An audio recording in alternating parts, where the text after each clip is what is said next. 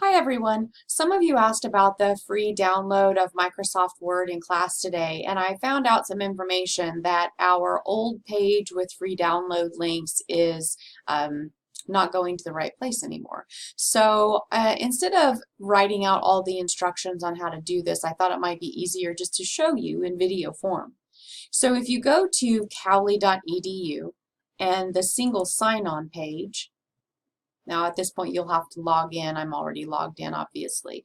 If you click on your email, then what you'll need to do is in the upper left-hand corner where the little boxes are, click on the launch information and go to Office 365.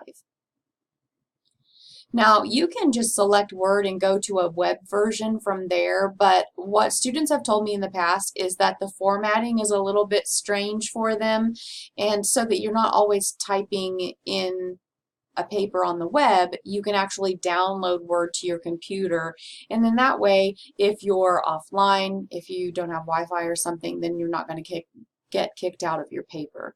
So if you go over to the right-hand side where it says Install Office, you can open that up and go to Office 365 Apps or other install options, and you can actually get the whole package there. So if you need Word or if you need PowerPoint for another class, you can find that there and download. So let me know if you have any problems with that.